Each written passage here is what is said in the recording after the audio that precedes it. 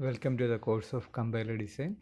In the previous session, we discussed memory region as part of runtime environment in compiler design. Today, we are going to see the memory allocation and other features of runtime environment. You all know the compiler is a translator or which translate one particular type of language into other type of language, which it needs to relate the static source text of the program to dynamic actions that must be occur at a runtime to implement the program. That is a use of the runtime environment. We can say that the compiler does this by runtime environment in which it assumes its target programs are being executed. We can say that the runtime environment is a state of the target machine which may include the features, the software libraries, environment variables, linkage between the procedures, layout and allocation of storage, and access to variables and data. Then these features are to provide services to the process running in the system.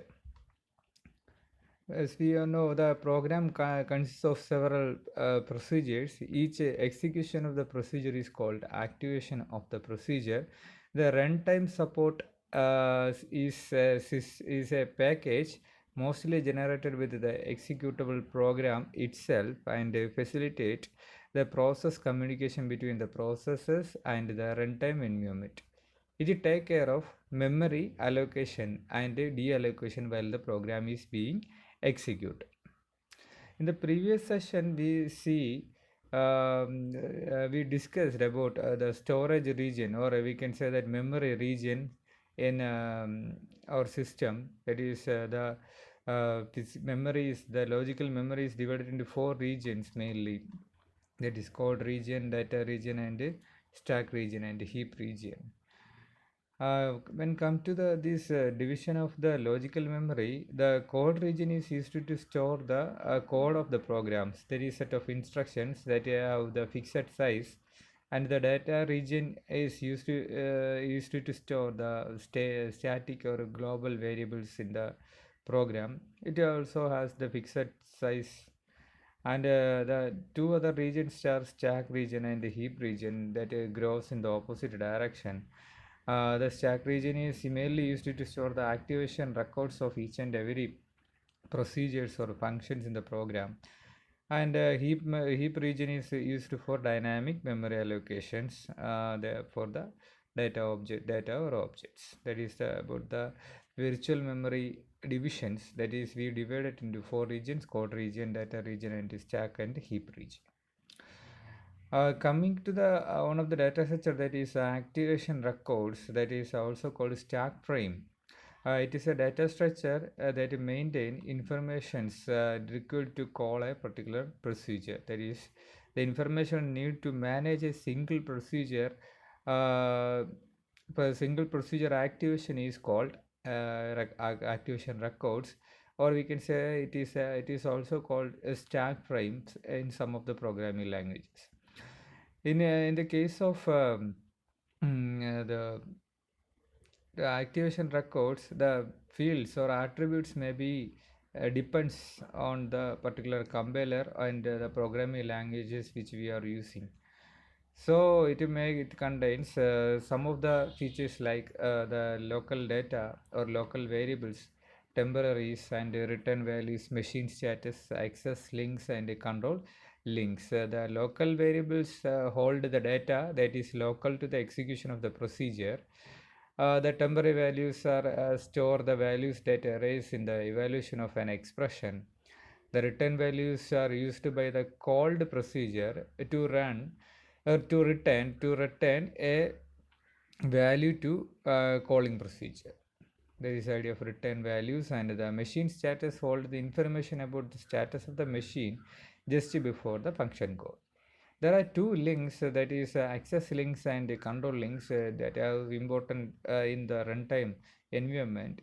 The access links refers to a non-local data held in other activation records. That is pointing to the non-local data. That means it is point to the data regions. Data region is used to store um, the static and global data. So to access the details of the data regions, or to access the global or static variables in the program, we are using access links.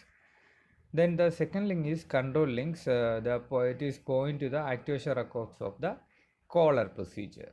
That is going to the its caller. We are using to pass the control from the called procedure to caller. We are using the control link. That is the two links also. It may be contains the parameter list and return values, or all other things. That depends on the type of the compiler we are using. Then today we are going to discuss about the memory allocation. Then how, or we can say that it is a storage allocation. We can say that it is a storage allocation.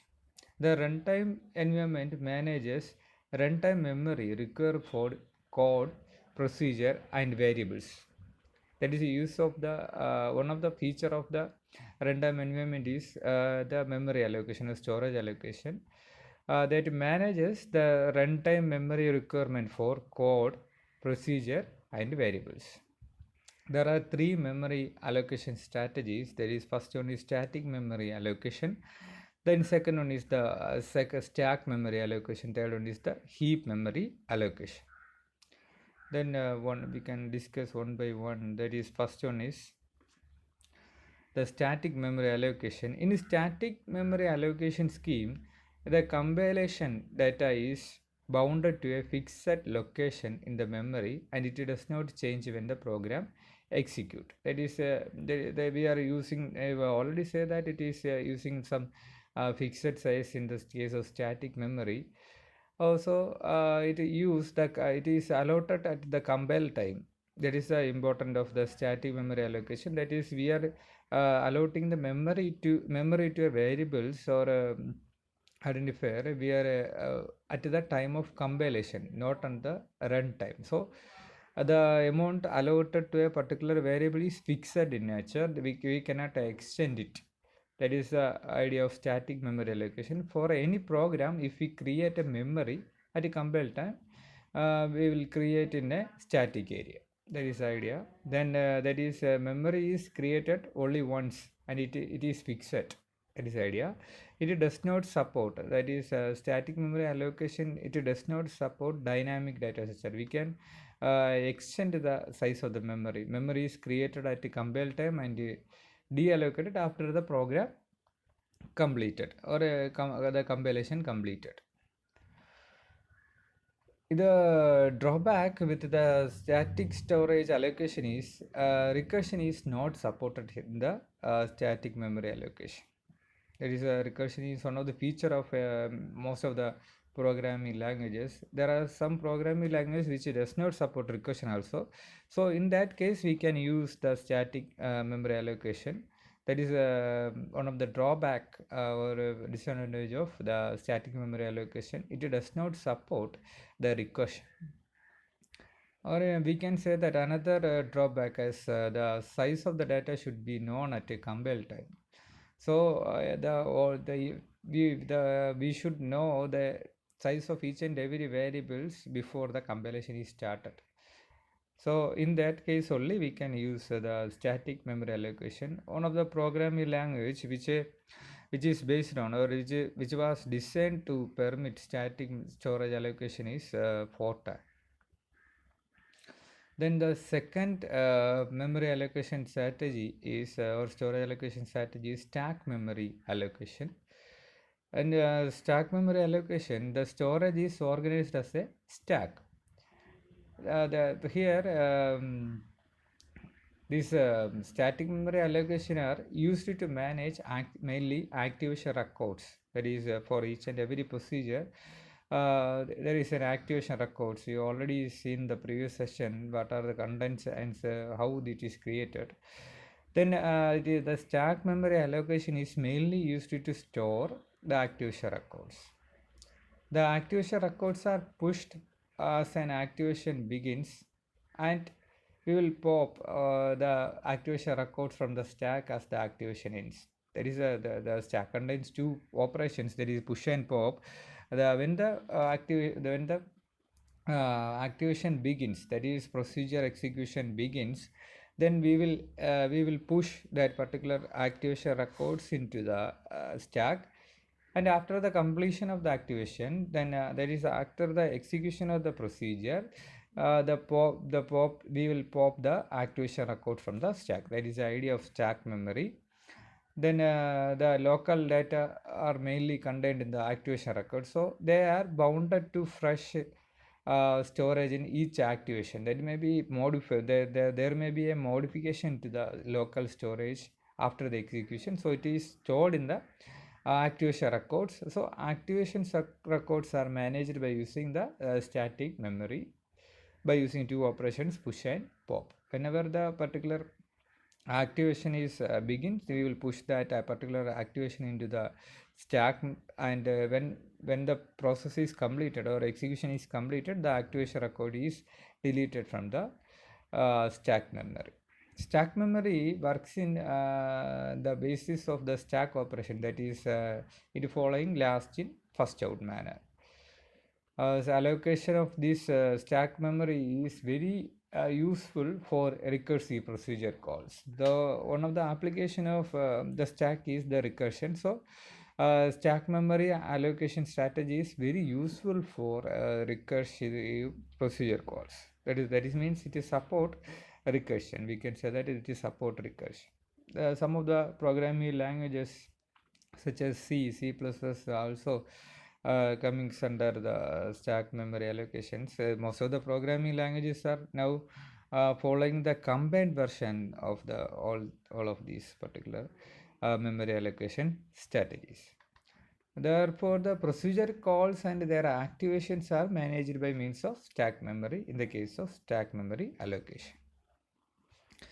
Then when we come to the heap allocation, memory allocation and deallocation can be done at any time, at any place, depending on the requirement of the user. That is, the variables local to a procedure are allocated and deallocated only at a runtime. There is a difference. In the case of static allocation, we are allocating and allocating memory to a variable at a compile time. In the case of heap allocation, variables local to a procedure are allocated and deallocated only at a runtime. Heap allocation is mainly used to dynamically allocate memory to variables and deallocate when the variables are no more required. That is the idea of the heap memory. That is, we are going to allocate memory dynamically, that is during runtime. Expect statically allocated memory area, both the stack and heap memory are grow and shrink dynamically and unexpectedly. That is, we cannot predict the size of the program, so it will grow and shrink dynamically and unexpectedly. The program will, the size of the heap and stack will grow. That is, we already seen in the storage allocation that it will grow in the opposite direction in the logical memory.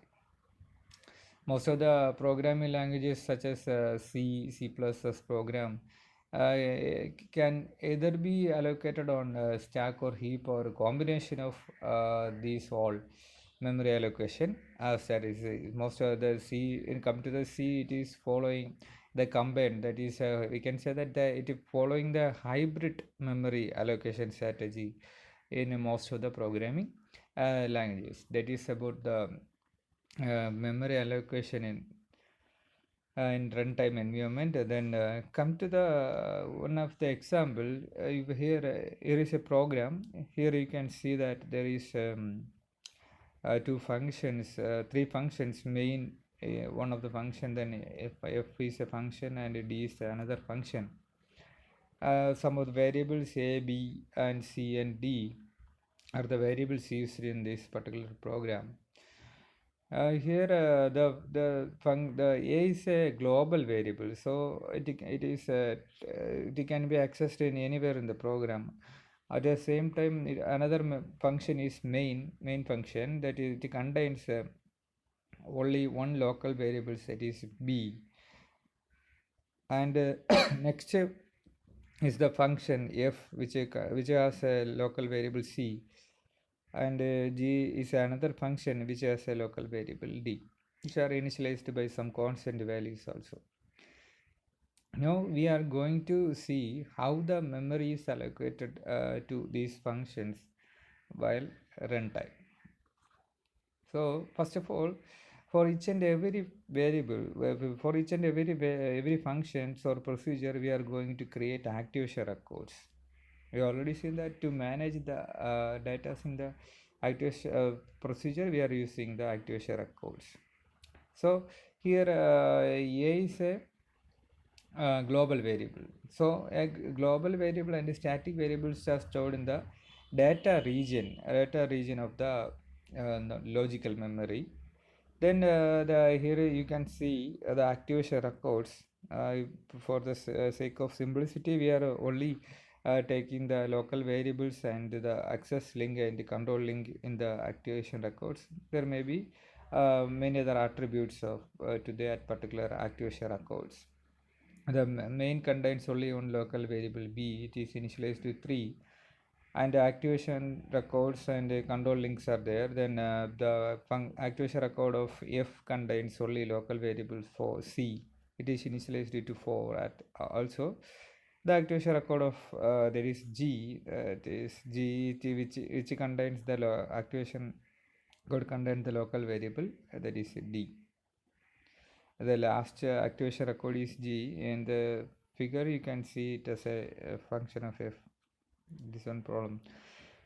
Okay, that is about the activation records, and the global data is stored in the data region. That is about that. And then we are going to see what is the use of access link and the control link. First we will see the activation access links. That is, activation links are used to locate the data regions, or we can say that it is used to access the non-local data held in other other activation records. So here only one global data is A, so which is pointing the data region that contains the value of A. For that we are using the access link. So all the access link in the activation records are pointing to the data region of the logical memory. Then come to the control link. Control link point to the activation record of the caller. As of now we are not starting our execution, so we can start our execution of this program. So the program counter will contain the execution of next instruction, which will start from the instruction a equal to 2, then come to the main memory. Then next instruction, that is in the b equal to 3 initialization. Then next step is printf of values of a, which will print the value of a. Then next instruction is printf, that is b, that will print the value of b. Then it will call the function f. So in order to represent the way the particular control enter and leave the activations, or we can use the call tree or activation tree. We already discussed it in the previous session. It will provide the calling sequence. That is, first we will call the main function. Inside the main function we are going to call the f function. Then inside the f function we are going to the g function. So after completion of the g function it will return to f. Then after the completion of f will return to main. Then come to the f. The next instruction to execute is the for calling of g, calling of the procedure g. So it will go to the g. That is idea of the call tree. We already discussed in the previous session about the call tree, or it can be called as activation tree also, or calling sequence. It will generate some calling sequence. Okay, then come to the execution. We are using the stack, or we can say that the control stack for the execution of the procedures. So first first we will store the activation record of the main function into the stack, then we also provide a pointer, that is frame pointer, which point to the corresponding activation records in the stack. So first we will create an function point which point to the activation records. Okay. Then inside the main function we are again calling another function, that is f. So we are going to push the activation record of the function f into the particular control stack. Then the control link of the particular main function is pointing to the operating system. That is, after the completion of the main program execution, the control will pass to the operating system. So we are maintaining the control link of the main function to the operating system. That is, the control is transferred from the main program to the operating system. So we are maintaining the link to the operating system in the control link of the main function. Then the main function will call the function f. We will push the activation record of the function f into the control stack, and we will maintain a frame pointer also for that particular entry in the control stack. Then the control link of the particular function, that is activation records of f, is pointing to the caller. The caller is the main function, so it will point into the caller procedure, that is pointing to the main procedure. Then the inside of this particular program, that is procedure f, will call the program G. So the control will go to the program procedure G. So the corresponding activation record of G is pushed to the stack, and the control link of the corresponding activation record of G is pointing to the caller. Caller is the function f, so it will point to that particular address of our activation record of the caller. Then after completion of the execution of G, this will return to the function f.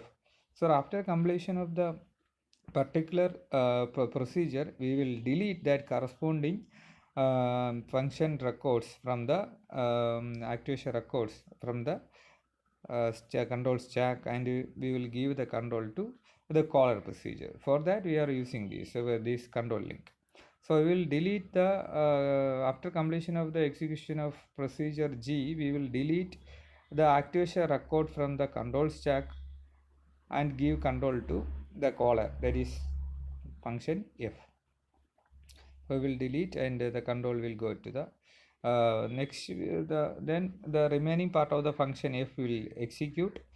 Then after the completion of f, the control will go to the the caller. Next caller is the main function. So we will delete the function records, activation records correspond to f, and we will delete the entry from the control stack. So we will delete the function, the activation records, and control will transfer to the main function. Then main function is going to call the next particular instruction, that is calling of G. So we will again create an activation records for G, and we will put it in the control stack. Then the control link will point to the address of the pre-caller, that is for the control link of the function G is pointing to the caller, that is main program. Then after the completion of the G, then it will return control to main program. Then at that time we will delete the control stack entry, or we will pop the entry of G from the control stack. Then the control will go to the main program. Then the main program after the will complete after the execution of the final instruction. Then it will give control to the operating system, and the entry of the main in the control stack is deleted and the stack will become empty. This is how the control stack and the program will allocate the memory during the execution of the program. That is about the control stack and the artificial records and memory allocation in runtime environment. Okay, thank you.